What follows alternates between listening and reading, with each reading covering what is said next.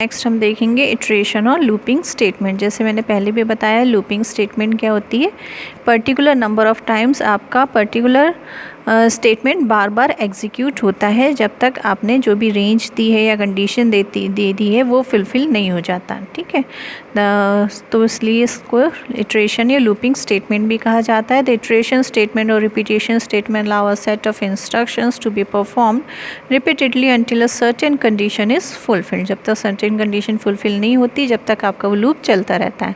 The iteration statement are also called loops और looping statement भी कहा जाता है। इसको Python provides two kinds of loop Python provide करता है। First is for loop, next is while loop. ठीक है, तो फॉर लूप और while loop counting loop, the loop that repeat a certain number of times. Python's for loop is a counting loop. Means दो तरह के loop होते हैं, first is counting loop और कंडीशनल लूप। तो फॉर लूप आपका counting loop होता है। क्यों?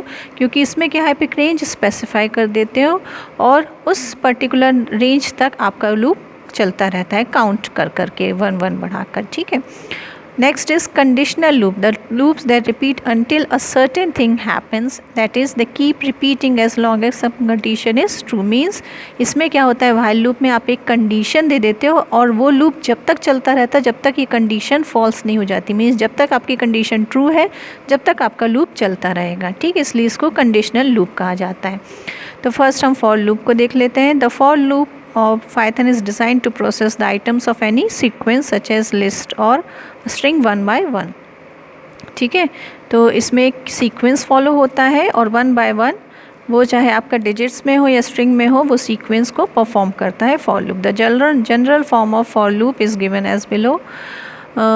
फॉर लूप वेरिएबल ले दिया और कोई सीक्वेंस दे दिया इधर पर, और इधर पर कोई स्टेटमेंट दे दिया जिसको हमको रिपीट करना है उस लूपिंग में। ठीक है, तो एग्जांपल देखो इसमें दिया है फॉर ए, हमने ए नाम का एक वेरिएबल लिया इन और ये एक लिस्ट ले ली है, सीक्वेंस ले लिया 1 4 7 और फिर इसके अंदर हमने स्टेटमेंट दे दी प्रिंट ए एस्ट्रिक ए। ठीक है, मीन्स ये लूप कब तक चलेगा, ए पहले तो ए वेरिएबल में क्या आएगा, 1 आएगा, है ना। मीन्स ए वेरिएबल में 1 आया, एक 1 को प्रिंट करेगा वो, फिर 1 into 1 करके उसको प्रिंट करेगा। फिर नेक्स्ट ये हो गया फर्स्ट, नेक्स्ट 4, अब ए वेरिएबल में 4 आएगा, 4 को प्रिंट करेगा, 4 into 4 16 प्रिंट करेगा। ठीक है, फिर नेक्स्ट आइटम है 7, तो ए वेरिएबल में 7 आएगा और 7 को प्रिंट करेगा और 7 into 7 49 प्रिंट करेगा।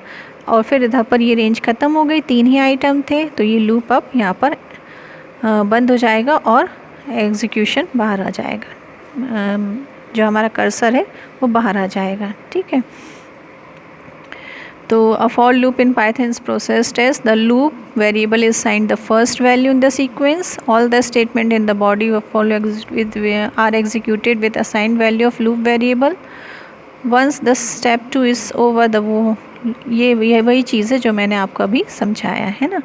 तो इसी तरह से फर्स्ट वैल्यू से असाइन होते हुए सीक्वेंस बढ़ता जाएगा और लूप हमारा चलता जाएगा जब तक आपका पूरा जो भी आइटम्स है वो पूरे फिनिश नहीं हो जाते हैं। ठीक है, तो ये इसी को उन्होंने इसको एक के बाद एक एक्सप्लेन किया हुआ है। ठीक है, तो ये आपका आउटपुट आएगा जो मैंने बताया अभी, इसका ही आउटपुट है ये। पहले प्रिंट किया 1, है ना, फिर 1 into 1 1 आया, फिर प्रिंट किया 4 4 into 4 16 आया, फिर प्रिंट किया 7 7 into 7 49 आया है। अब यही चीज़ अगर हम स्ट्रिंग में भी देखें तो कंसीडर अनदर फॉर लूप, है ना। फॉर CH इन काम, मीन्स अब इधर पर CH क्या है, एक कैरेक्टर वेरिएबल है ना, कैरेक्टर डेटा टाइप है। इधर पर क्या है, इसमें लेटर स्टोर होंगे, है ना, डिजिट्स नहीं लेटर स्टोर होंगे। तो CH इन काम मीन्स पहले CH में C आएगा, फिर C को प्रिंट कर देगा वो, फिर CH में A आएगा, C A को प्रिंट कर देगा, फिर L आएगा, L को प्रिंट कर देगा, देन M आएगा, M को प्रिंट कर देगा। तो देखो इस तरह से आपका आउटपुट आएगा।